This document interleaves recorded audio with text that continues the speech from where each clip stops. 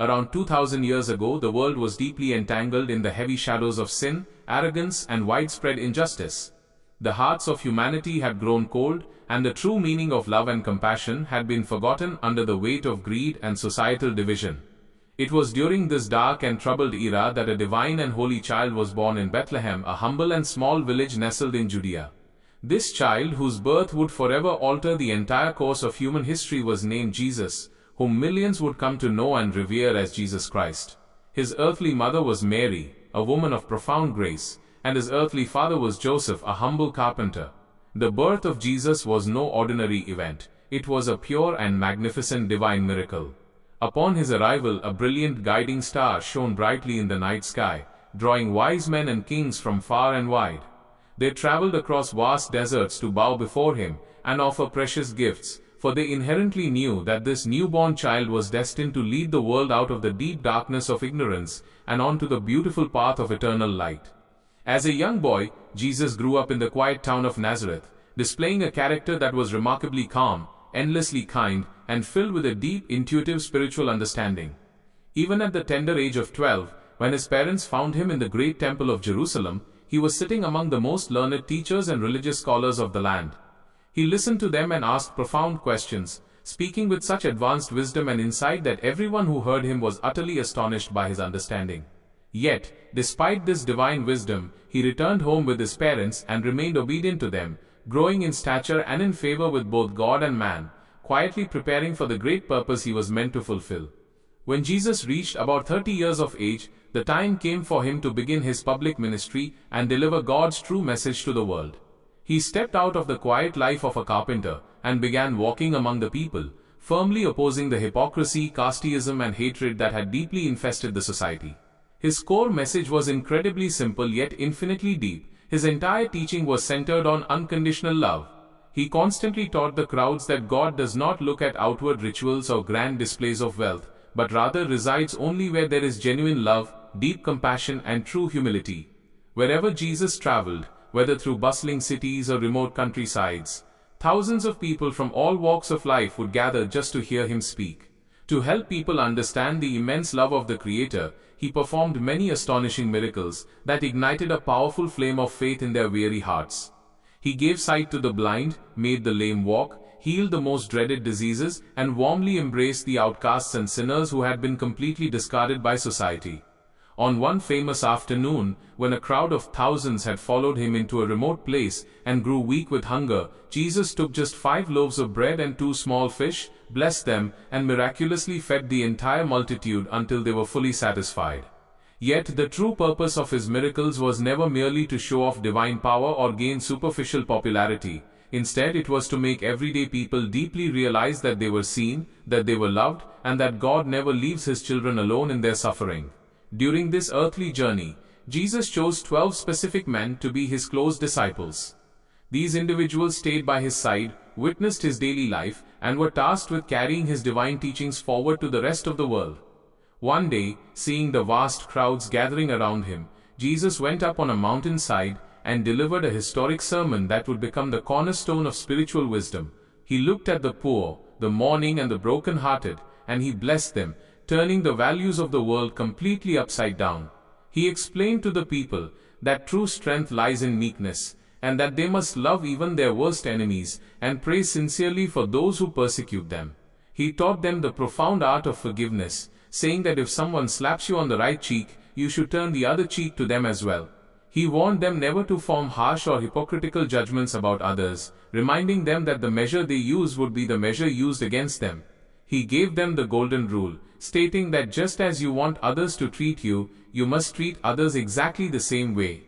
These gentle yet powerful words worked like a healing ointment on the deep psychological and emotional wounds of the poor, the helpless, and the suffering, and the common people began to see him as their true savior. However, as the popularity of Jesus grew rapidly across the region, the established religious leaders and the Roman rulers began to grow incredibly jealous and deeply threatened by his presence.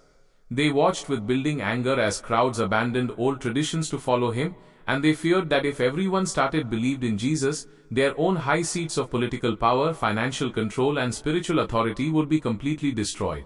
They began plotting countless conspiracies to trap him in his words and find an excuse to arrest him, but Jesus always answered their traps with flawless wisdom and grace. He knew perfectly well that his time on earth was short, and that a painful end was drawing near, yet he continued to preach the truth boldly and without an ounce of fear. When the time came for the annual festival, he entered the grand city of Jerusalem riding humbly on a young donkey. Thousands of joyous people lined the streets, waving majestic palm leaves in their hands and shouting praises, welcoming him enthusiastically like a triumphant king. Seeing this massive public adoration, his enemies became completely rattled and made a firm, dark resolve to eliminate him once and for all. To achieve their sinister goal, they secretly approached one of Jesus' own chosen disciples, a man named Judas Iscariot, who had allowed greed to corrupt his heart. The dark forces lured Judas with money, and for just 30 miserable pieces of silver, he made the tragic decision to betray his loving master. The night before he was to be crucified, Jesus gathered his 12 disciples in an upper room to share one final intimate meal together, an event forever etched in history as the Last Supper. As they sat around the table, Jesus, knowing that his hour had come to depart this world, demonstrated the ultimate act of humility by washing the dusty feet of his disciples, teaching them that the greatest among them must be the servant of all. Then he took bread, gave thanks to God, broke it and gave it to them, saying that this bread was his body, which would be broken for their sake. After the meal he lifted a cup of wine, blessed it and passed it to them, stating that this wine was his blood, which would be poured out for the forgiveness of the sins of humanity. He commanded them to repeat this meal in remembrance of him, and to love one another just as he had loved them. After this emotional gathering, Jesus walked with his disciples into the quiet garden of Gethsemane.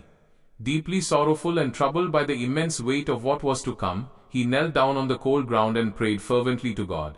His agony was so intense that his sweat fell to the ground like great drops of blood, yet in total submission he prayed that not his own human will, but God's divine will be done.